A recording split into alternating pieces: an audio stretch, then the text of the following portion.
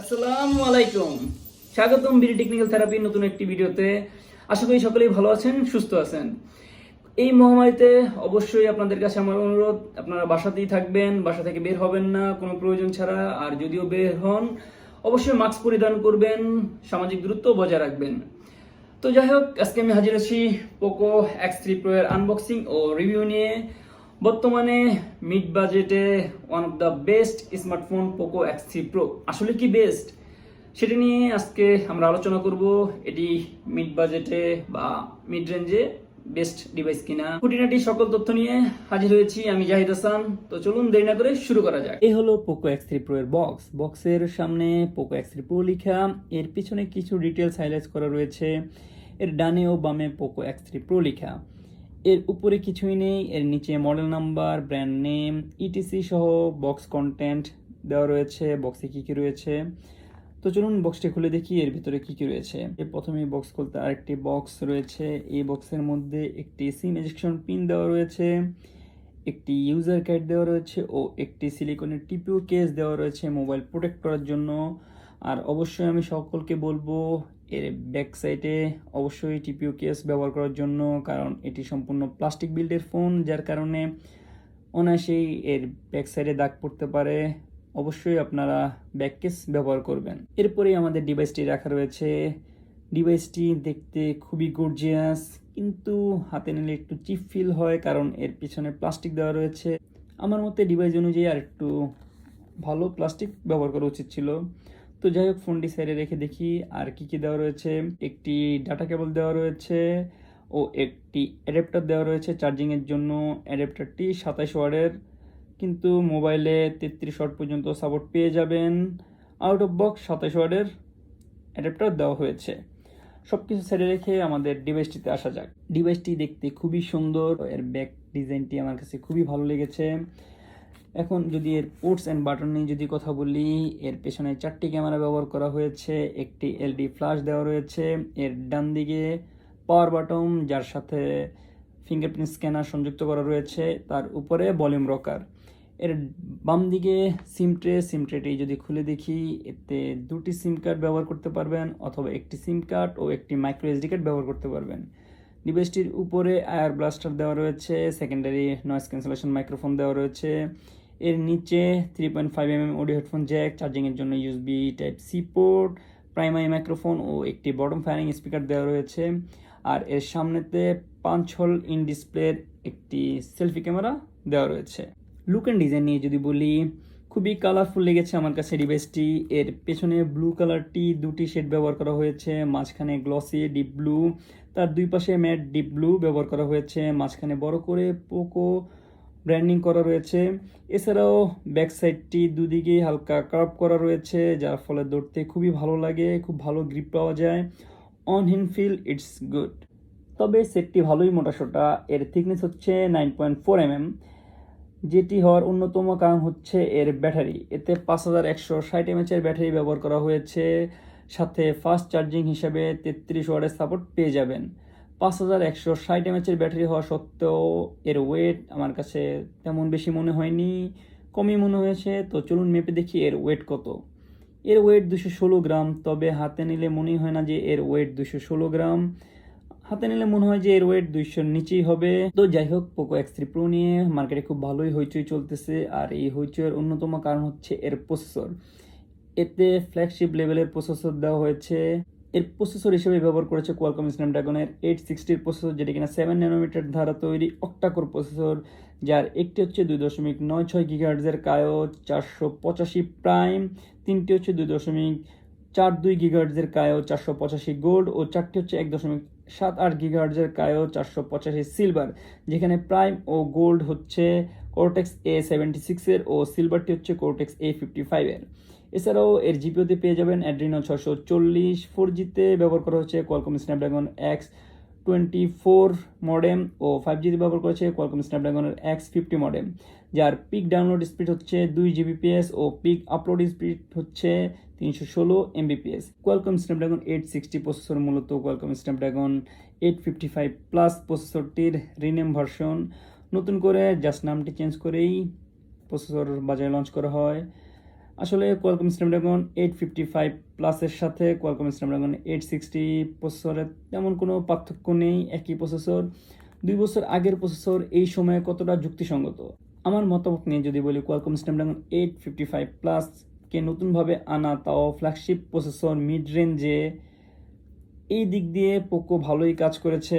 2 বছর আগের প্রসেসর হলেও এর পারফরমেন্স বর্তমান সময়ে মিড রেঞ্জের প্রসেসর থেকেও ভালো। বিশেষ করে গেমারদের জন্য খুব ভালো অপশন হতে পারে এটি। তবে যারা গেম খেলে না, আমি তাদেরকে হাইলি রিকমেন্ড করতেছি এই সেটটির জন্য, কারণ এতে স্মুথ পারফরমেন্স পাবেন। আমরা এতে পাবজি, কল অফ ডিউটি, অ্যাসপার 9 খেলেছি, যেখানে পাবজি এইচডিআর এক্সট্রিম লেভেলে খেলতে পারবেন, এছাড়াও আল্ট্রা এইচডিতেও খেলতে পারবেন। ফ্ল্যাগশিপ রেঞ্জ প্রসেসর, যার ফলে এর গেমিং এক্সপিরিয়েন্স ছিল এক কথায় অসাধারণ। বেশ কিছুক্ষণ খেলার পর সেট ভালোই গরম হচ্ছিল, তবে এটি স্বাভাবিক ব্যাপার, গরম হবেই। কিন্তু সবথেকে ভালো জিনিস যেটা, সেটা হচ্ছে যে এটি খুব দ্রুতই ঠান্ডা হয়ে যাচ্ছিল। আর এর ঠান্ডা হওয়ার অন্যতম কারণ হচ্ছে এর কুলিং সিস্টেম। এর কুলিং সিস্টেম খুবই ভালো, খুবই ফাস্ট, খুব দ্রুত এটিকে ঠান্ডা করতে পারে। এখন আসি এর ডিসপ্লেতে। এর ডিসপ্লেতে ব্যবহার করছে 6.67 ইঞ্চির full HD plus resolution IPS LCD প্যানেলে 120 হার্টজ রিফ্রেশ রেটের ডিসপ্লে, সাথে HDR10 এর সাপোর্ট পেয়ে যাবেন। এর ডিসপ্লের কোয়ালিটিও যথেষ্ট পরিমাণ ভালো ছিল। IPS LCD ডিসপ্লে হওয়া সত্ত্বেও এর ডিসপ্লের কালার অ্যাকুরেট ছিল, খুব ভালোই শার্প দেখা যাচ্ছিল। IPS LCD ডিসপ্লের মধ্যে one of the best display এটি বলাই যায়। এতে 450 নিট ব্রাইটনেস ব্যবহার করা হয়েছে, যা একটি ডিভাইসের জন্য পর্যাপ্ত পরিমাণ। সূর্যের আলোতে তেমন কোনো প্রবলেম হয় না, তবে আমার মতে ডিভাইস যেহেতু প্রো ভেরিয়েন্ট, সেহেতু এর ব্রাইটনেস লেভেল 600 নিটস দিলে আই থিঙ্ক ভালো হতো। তো যাই হোক, এছাড়াও এতে ডার্ক মোডের অপশন দেওয়া হয়েছে। রাতে যখন আপনি মোবাইল চালাবেন তখন ডার্ক মোড অন করে মোবাইলটা ব্যবহার করলে আপনার চোখের ক্ষতি খুব কম হবে। তবে এর ডার্ক মোডের কিছু খারাপ দিকও রয়েছে, আর এই খারাপ দিকগুলো হচ্ছে যে এই ডার্ক মোডটা সবগুলো অ্যাপসকেই ডার্ক করে ফেলে। কিছু কিছু অ্যাপস আছে যেখানে ডার্ক মোড সাপোর্টেড না, সেখানেও জোর করে এটি ডার্ক করে ফেলে, ফলে ওই অ্যাপসটা ব্যবহার করা যায় না, পুনরায় আপনাকে ডার্ক মোড অফ করে ব্যবহার করতে হয়। এদিকটা আমার কাছে একটু সমস্যাই মনে হয়েছে। তো যাই হোক, এর প্রোটেকশন হিসাবে এর ডিসপ্লেতে ব্যবহার করেছে কর্নিং গোরিলা গ্লাস 6, ও এর পিছনে ও এর সাইডের ফ্রেম সম্পূর্ণ প্লাস্টিকটাও আমার কাছে খুব চিপ মনে হয়েছে, যার কারণে ততটা ভালো লাগেনি। প্লাস্টিকটা একটু বেটার দেওয়া প্রয়োজন ছিল। এছাড়াও এটি IP53 সার্টিফাইড, যার ফলে হালকা পানির ছিটে ফোটা থেকে এটি সুরক্ষিত। এর কানেক্টিভিটি নিয়ে যদি বলি, এতে Wi-Fi 6 এর সাপোর্ট পেয়ে যাবেন, যার পিক স্পিড হচ্ছে 10 Gbps। এতে ব্লুটুথ 5.0 এর সাপোর্ট পেয়ে যাবেন, এর ব্লুটুথ স্পিড হচ্ছে 2 Mbps। এছাড়াও এতে NFC সাপোর্ট করবে। আর এর সেন্সর নিয়ে যদি বলি, এতে ফিঙ্গারপ্রিন্ট স্ক্যানার রয়েছে, প্রক্সিমিটি সেন্সর রয়েছে, কম্পাস সেন্সর রয়েছে, ETC সকল ধরনের সেন্সরই পেয়ে যাবেন। এর ফিঙ্গারপ্রিন্ট স্ক্যানার যথেষ্ট পরিমাণ ভালো, খুবই ফাস্ট। তবে এর ফিঙ্গারপ্রিন্ট স্ক্যানার প্রেস করতে হয় খুব ভালোভাবেই, হালকা প্রেসে এটি অন হয় না। আর আরেকটা জিনিস আমার কাছে যেটা খারাপ লেগেছে, এতে সাইড মাউন্টেন ফিঙ্গারপ্রিন্ট স্ক্যানার ব্যবহার করা হয়েছে। পার্সোনালি আমার কাছে ইন ডিসপ্লে ফিঙ্গারপ্রিন্ট স্ক্যানার বেশি ভালো লাগে। তো চলুন এতে ফেস আনলক টেস্ট করে দেখি। এর ফেস আনলক আমার কাছে মোটামুটি ভালোই লেগেছে। ফিঙ্গারপ্রিন্ট স্ক্যানার ও ফেস আনলক অ্যাভারেজ। এতে অ্যান্ড্রয়েড 11 এর সাথে MIUI 12 এর সাপোর্ট পেয়ে যাবেন। মার্কেটে এটি 3টি ভেরিয়েন্টে লঞ্চ করা হয়, 6128, 8128 ও 8256 GB। LPDDR4x এর সাথে UFS 3.1 এর সাপোর্ট পেয়ে যাবেন। এটি মার্কেটে 3টি কালারে পেয়ে যাবেন, প্যান্থম ব্ল্যাক, ফ্রস্ট ব্লু ও metal bronze colour. Sound quality নিয়ে যদি বলি, এতে স্টুডিও স্পিকার ব্যবহার করা হয়েছে। এর সাউন্ড কোয়ালিটি যথেষ্ট পরিমাণ লাউড ছিল, তবে POCO X3 তুলনায় আমার কাছে একটু কম লাউড মনে হয়েছে। চলুন দেখি এর সাউন্ড কোয়ালিটি কেমন, আর অবশ্যই আপনারা কমেন্ট সেকশনে জানাবেন আপনাদের কাছে এর সাউন্ড কোয়ালিটি কেমন লেগেছে।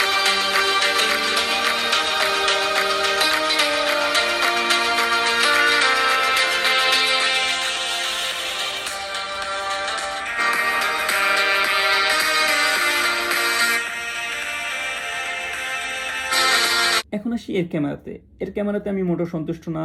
Upgrade pro device, flagship killer device, কিন্তু ডাউনগ্রেড ক্যামেরা। যেখানে POCO X3 তে ব্যবহার করা হয়েছিল 64 মেগাপিক্সেলের সনি IMX 682 এর সেন্সর, সেখানে POCO X3 Pro তে ব্যবহার করেছে 48 মেগাপিক্সেলের সনি IMX 582 এর সেন্সর, যেখানে এর অ্যাপারচার হচ্ছে 1.79। আর POCO X3 তে ব্যবহার করা হয়েছিল 13 মেগাপিক্সেলের আল্ট্রাওয়াইড ক্যামেরা, সেখানে এতে ব্যবহার করেছে 8 মেগাপিক্সেলের আল্ট্রাওয়াইড ক্যামেরা, যার ফিল্ড অফ ভিউ হচ্ছে 119 ডিগ্রি, যার অ্যাপারচার হচ্ছে 2.2। এছাড়াও আরো দুটি ক্যামেরা রয়েছে, 2 মেগাপিক্সেলের ম্যাক্রো ও 2 মেগাপিক্সেলের ডেপথ সেন্সর, যেখানে অ্যাপারচার হচ্ছে 2.4। এর ভিডিও রেকর্ডিং এ 4K তে 30 fps এর ভিডিও রেকর্ড করতে পারবেন, 1080 তে 30, 60 ও 120 fps এর ভিডিও রেকর্ড করতে পারবেন, 720 তে স্লো মোশনে 960 fps এ ভিডিও রেকর্ড করতে পারবেন। ভিডিওতে ইআইএস এর সাপোর্ট পেয়ে যাবেন। এর সামনে 20 মেগাপিক্সেলের সেলফি ক্যামেরা ব্যবহার করা হয়েছে, যার অ্যাপারচার হচ্ছে 2.2। এতে এইচডিআর সাপোর্ট পেয়ে যাবেন, প্যানোরামা সাপোর্ট পেয়ে যাবেন, 1080 তে 30 fps এ ভিডিও রেকর্ড করতে পারবেন। তো চলুন দেখি এর ক্যামেরাতে কি কি ফিচার্স দেওয়া রয়েছে বা কি কি অপশন রয়েছে আর এর কিছু ফটো স্যাম্পল শট। এতে pro mode, video mode, photo, portray, night mode, short video, panorama, blog, slow motion, dual video সহ ইত্যাদি অনেক ধরনের ফিচার্স পেয়ে যাবেন। এর ফটো আমার কাছে অ্যাভারেজ লেগেছে, এর থেকে পোকো X3 ক্যামেরা আমার কাছে বেটার মনে হয়েছে। এর ছবির কালার বেশ ভালোই ছিল, খুব কালারফুল ছিল, তবে এর অটো ফোকাস আমার কাছে মোটামুটি লেগেছে, ততটা অ্যাকুরেট আমার কাছে মনে হয়নি। এর টেক্সচার ও নয়েজ পুরোপুরিভাবে ফুটিয়ে তুলতে পারেনি। যখন জুম করবেন তখন দেখা যাচ্ছিল যে আসলে ততটা অ্যাকুরেটভাবে এর নয়েজ বা টেক্সচার দেখা যাচ্ছিল না। এর নাইট মোড নিয়ে আর কি বলবো, মিড রেঞ্জের ফোন, ক্যামেরাও প্রায় 2 বছর আগের সেন্সর ব্যবহার করা হয়েছে, সেখানে এর নাইট মোড নিয়ে বলার মতো কিছুই নেই, আমার কাছে ভালো লাগেনি এর নাইট মোড। এতে 10x এর জুম পেয়ে যাবেন, কিন্তু এতে কোনো টেলিফোটো লেন্স দেওয়া হয়নি, যার কারণে এর জুমও কোনো কাজের না। সেলফিতে বিউটি মোড দেওয়া হয়েছে, যার কারণে রিয়েল কালারটা হারিয়ে গেছে।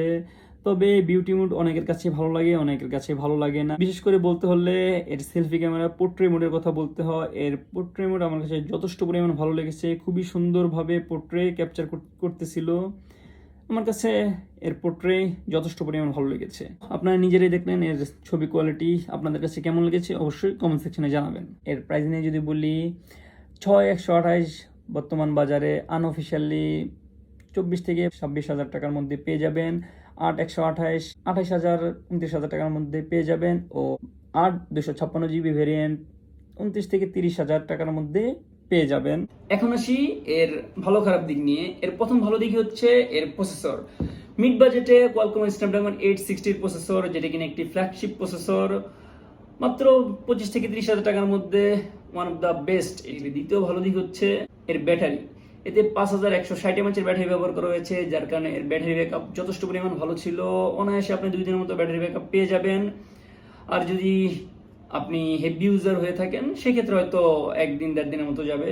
তবে যাই হোক, এর ব্যাটারি ব্যাকআপ যথেষ্ট পরিমাণ। এর তৃতীয় ভালো দিক হচ্ছে এটি IP53 সার্টিফাইড, যার কারণে হালকা পানি ছিটে ফোটা থেকে এটি সুরক্ষিত। চতুর্থ ভালো দিক হচ্ছে এটি 256 জিবি ভেরিয়েন্টে পাওয়া যায়। স্বাভাবিকভাবে মিড রেঞ্জের ফোনগুলোতে 128 জিবি ভেরিয়েন্টই বেশি পাওয়া যায়, 256 জিবি খুবই কম পাওয়া যায়। সেক্ষেত্রে পোকো X3 প্রোতে আপনার 256 জিবি পেয়ে যাবে। এটি IPS LCD ডিসপ্লে হওয়া সত্ত্বেও এর ডিসপ্লে যথেষ্ট পরিমাণ ভালো ছিল, মানে IPS LCD ডিসপ্লের মধ্যে one of the best display এটি। তো এই এর ভালো দিক। এখন যদি এর খারাপ দিক নিয়ে বলি, এর প্রথম খারাপ দিকই হচ্ছে এর ক্যামেরাতে আমি স্যাটিসফাই না। এর থেকে পোকো X3 ক্যামেরা আমার কাছে বেশি ভালো লেগেছে। এটি যদি পোকোর X3 ক্যামেরায় দিত সেক্ষেত্রেও আমার মতে বেস্ট। এর পরের খারাপ দিক হচ্ছে এর ডিসপ্লে। এতে IPS LCD প্যানেল ব্যবহার করা হয়েছে, যার কারণে ডিসপ্লেটা ভালো, অতটা খারাপ না, ভালো। তবে এতে অ্যামোলেড ডিসপ্লে দিলে আরো বেটার হতো। আর এছাড়া এতে সাইড মাউন্টেন ফিঙ্গারপ্রিন্ট ব্যবহার করা হয়েছে, কারণ এটি IPS ডিসপ্লে। পার্সোনালি আমার কাছে ইন ডিসপ্লে ফিঙ্গারপ্রিন্ট বেশি ভালো লাগে, সাইড মাউন্টেন ফিঙ্গারপ্রিন্টটা আমার কাছে তত ভালো লাগে না। আর এটিতে সাইড মাউন্টেন ফিঙ্গারপ্রিন্ট দেওয়া হয়েছে।